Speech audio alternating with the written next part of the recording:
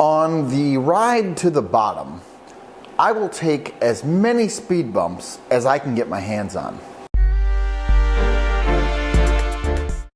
We have had more discussion and debate over the last 3 days than I have participated in on this floor for the last 2 years. And it's healthy. It absolutely promotes the collegiality that everyone is striving to obtain.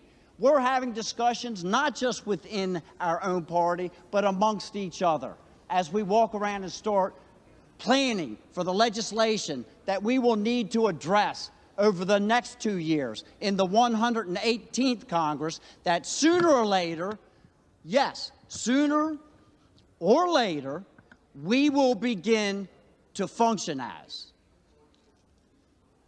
Those are the good days. And guess what?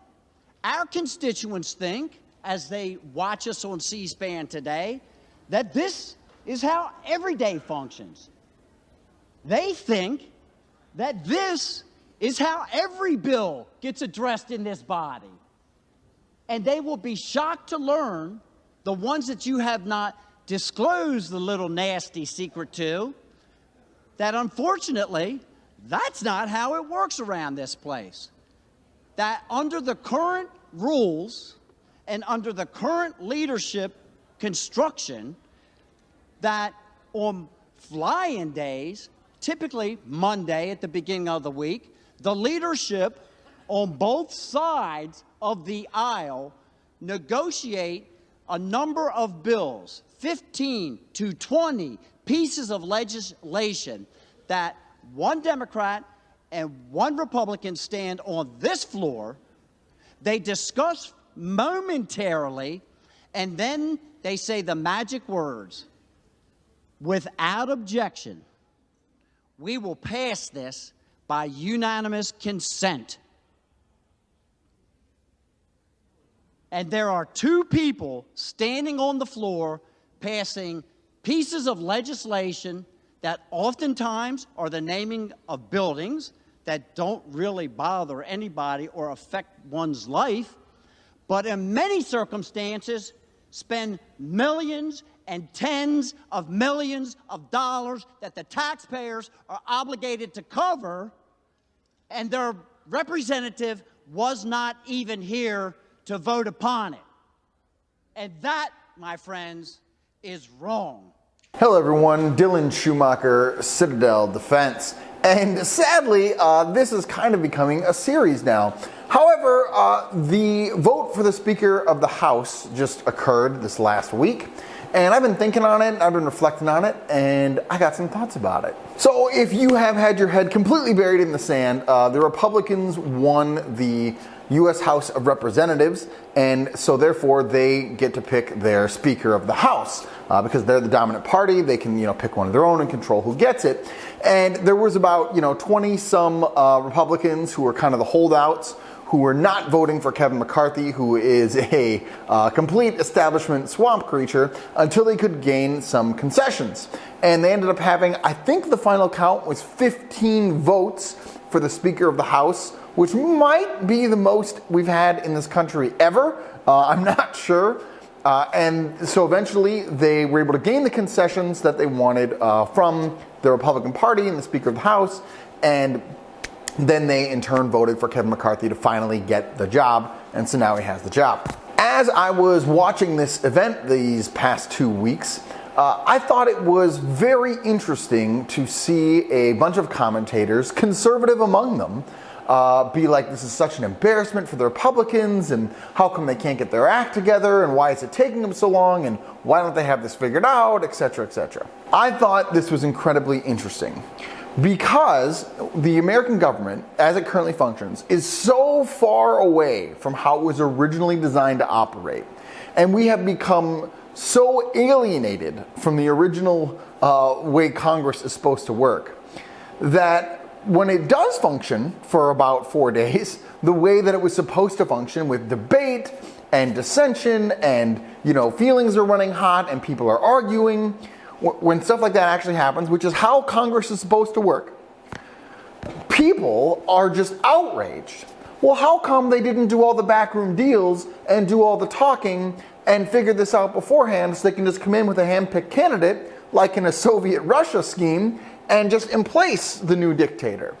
What's all this debate and discussion? Why are people disagreeing, and why aren't they just, quietly discussing these things in backroom deals and then announcing the decision at midnight when everybody's asleep?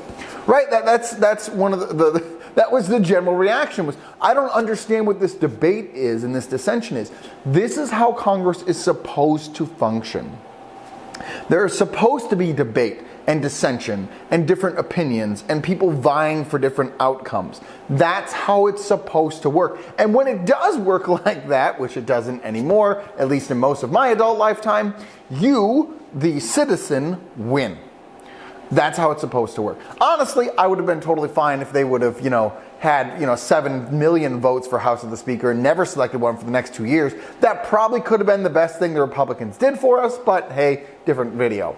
And the concessions that these dissenters who stood their ground were able to gain are fairly significant. They are going to return Congress to somewhat of a functioning body, meaning things like they're only going to have one issue per bill, right? They're not going to have these big omnibus bills. They're going to appoint Thomas Massie, I think that's how you pronounce his last name, to be in charge of investigating the FBI and the DOJ. Those are some really big deals.